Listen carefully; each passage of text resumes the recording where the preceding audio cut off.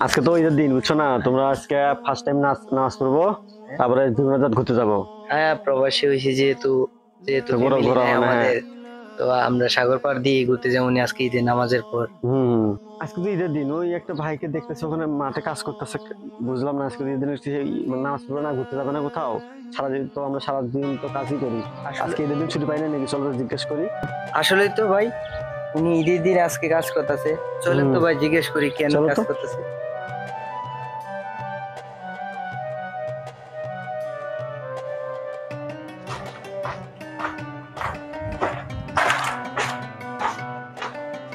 ভাই ঈদ মোবারক। আসসালামু আলাইকুম ভাই। ওয়ালাইকুম আসসালাম। ঈদ মোবারক। ভাই ঈদের দিন আপনারা কাজ করতেছেন, ঈদের নামাজ পড়তে যাবেন না? ভাই আমাদের প্রবাসীদের কোনো ঈদ আছে? প্রবাসীর কোনো ঈদ নাই রে ভাই। কেন এই কথা বলছেন কেন? কারণ সারা মাস সারা বছর ধরে আমরা কাজ করি, ফ্যামিলির জন্য দেখি, আমার ঈদ থাকবে না কেন? একদিন একটা দিন ঈদ, তো আমরা একটু এনজয় করবো না? নামাজ পড়বো না, একটু ঘুরতে যাবো, তা বাদে তুমি এরকম করতেছো। জি ভাই, তাহলে শুনুন, বাড়িতে আমি ফোন দিয়েছিলাম। হ্যাঁ ভাইয়া, কেমন আছো? আলহামদুলিল্লাহ, আমি ভালো আছি। তুই কেমন আছিস ছোট? আর মা কেমন আছে রে? আমরা আর ভালো কিভাবে থাকি? এদিকে সবাই ঈদের জন্য শপিং করে রেডি, আমরা এখনো শপিং করতে পারিনি। রোজা শেষের দিক, ভাবি বলছে তুমি নাকি এখনো টাকাই পাঠাও নাই। না বোন, তুই আমারে ভুল বুঝিস না। দেখ, আমি টাকা পাই নাই রে বোন, টাকা পাই না। আমার মালিকে টাকা দেয় নাই। আমার মালিকে যদি টাকা দিত তো আমি পাঠাই দিতাম। ভাইয়া, মানুষের মুখে শুনেছি ভাইরা বিয়ে করলে নাকি পর হয়ে যায়, ভাই আর ভাই থাকে না। আমি না কথাটা বিশ্বাস করতাম না, কিন্তু এখন তোমাকে দেখে আমার বিশ্বাস হচ্ছে। আমি শুনেছি তুমি নাকি তোমার শ্বশুর বাড়িতে শালাশালির জন্য টাকা পাঠাইছো, আর এদিকে আমার মা ফোন দিলে তুমি ফোনে রিসিভ করো না। না না বোন, না বোন, তুই যা বলতেছিস তা ঠিক না রে বোন। আমি আসলে আগের মতনই আছি, আগে যেমন তোর ভাই ছিলাম এমনই আছি। তোর হয়তো কোথাও ভুল হইতেছে রে বোন, আমি টাকা পাই নাই। টাকা পাইলে তো পাঠাই দিতাম। হয়েছে ভাইয়া, আমি না আগের মতো ছোট না, আমি এখন বড় হয়েছি, আমি সবই বুঝি। তোমার যদি মন চায় তুমি টাকা দিও, আর না দিলে তো শপিং করতে পারবো না, আর শপিং না করলে আমি তো ঈদের দিন কোথাও বের হব না।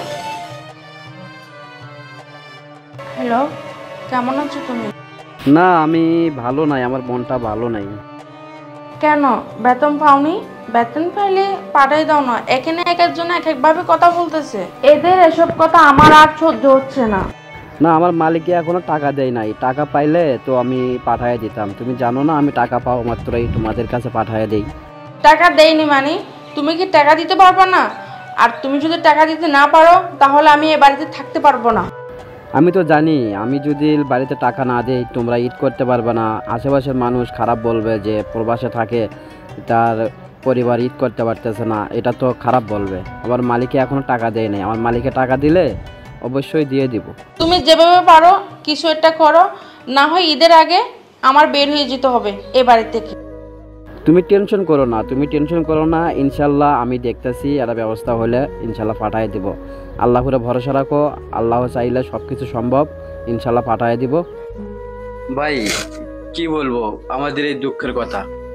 আমার মতো হাজারো প্রবাসী আছে যে প্রবাসী কাজ করতেছে, সারাটা বছর জুড়ে কাজ করে, সামনে আসলে কিছু টাকা পায়, ওই টাকা দিয়ে তাদের ফ্যামিলিকে মার্কেট করে দিতে হয়, আরো ঈদের খরচ পাতি আছে, অনেক কিছু করতে হয়। কিন্তু দেখেন, আমি আমার মালিককে ফোন দিলাম, আমার মালিক আমারে বলে যে ঈদের আগে কোনো বেতন হইবে না, ঈদের পরে বেতন হবে।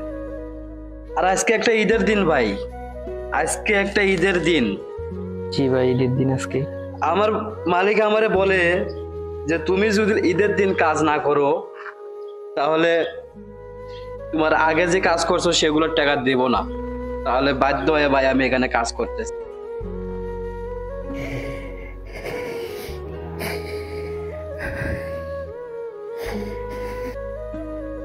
আমরা যদি এই প্রবাসে কাজ না করি আমাদের ফ্যামিলিরে আমরা কিভাবে ঈদের শপিং করাবো? ভাইয়ে ফোন দিয়ে বলে এটা লাগবো, বোনে ফোন দিয়ে বলে এটা লাগবো, মা বাবা ফোন দিয়ে বলে এটা লাগবো। ভাই সবার চাহিদা মিটাতে গেলে এই প্রবাসীদের ঈদের দিন পর্যন্ত কাজ করতে হয় রে ভাই। দুঃখ, প্রবাসীদের দুঃখ কেউ বোঝে না। এখন বুঝতে পারছি সবাই ভাই। তো চায়, সবাই তো চায় ভাই একটা ঈদের দিন একটু বন্ধু বান্ধবের সাথে ঘুরবে, সবাই একটু আড্ডা দিবে। এই ঈদের দিন সবাই তো দেশের বাড়িতে মা বাবার হাতে সামাই পিঠা খাইতেছে, কিন্তু আমরা প্রবাসী রে ভাই, দেখেন একটা ঈদের দিন পর্যন্ত আমাদের কাজ করতে হইতেছে। না ভাই, আমি আসলে আপনার কাছে আন্তরিক দুঃখিত, আমি বুঝতে পারি নাই। কারণ আপনি একজন মানুষ যে এইভাবে প্রবাসে থাইকা ঈদের দিন কাজ করতে হয়, এটা আমি এর আগে কখনো ভাবি নাই বা বুঝতে পারি নাই। তো আমি আপনার দুঃখটা বুঝতে পারছি ভাই, কারণ আমিও তো আপনার মধ্যে একজন দুর্ভাগা প্রবাসী। তো আপনার বোঝা উচিত ছিল যে আমার তো টাকা মেশিন একজন আছে, তা ওরও তো একটা শান্তির দরকার ছিল, কিন্তু ওরা কখনোই বুঝবে না ভাই, ওরা কোনোদিনই বুঝবে না ভাই। মনে কষ্ট হবে না ভাই? ভাই দেখেন, একটা ঈদের দিন আমি একটা টাকা বাড়িতে পাঠাতে পারি নাই। আমার বাড়ির মানুষ কি করতেছে, কি খাইতেছে আমি জানি না। আজকে একটা ঈদের দিন আমি সকালবেলা বাড়িতে ফোন দিলাম, কেউ ফোন ধরে না, সবাই আমার সাথে রাগ করছে। কেন ভাই? আমি টাকা দিতে পারি নাই বাড়িতে, সেই জন্য সবাই রাগ করছে। ভাই আমি একটা ঈদের দিন আমার বইয়ে আমারে ফোন দিয়ে বললো না ঈদ মোবারক, আমার ভাই বোন মা বাবা কেউ আমারে ফোন দিয়ে বললো না ঈদ মোবারক। কেননা ভাই আমি টাকা দিতে পারিনি ভাই, আমার মালিকে আমরা টাকা দেয় নাই। ওই নাই তো আমি টাকা পাইছি, বাড়িতে দেয় নাই, তাহলে তারা রাগ করতো। কিন্তু আমি তো টাকাই পাই নাই রে ভাই। কিন্তু আমার বোনে কি বললো আপনারা তো শুনছেনই, যে কি বলছে আমার বোন, আমার বইয়ে কি বলছে। আমি কি বলবো ভাই, এই দুঃখ কারে দেখাবো রে ভাই?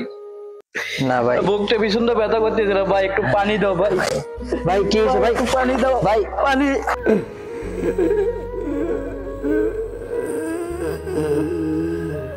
ভাই ভাই পানি নিয়ে আসেন একটা, ভাই এখানে পড়ে গেছে কাজ করতে গিয়া।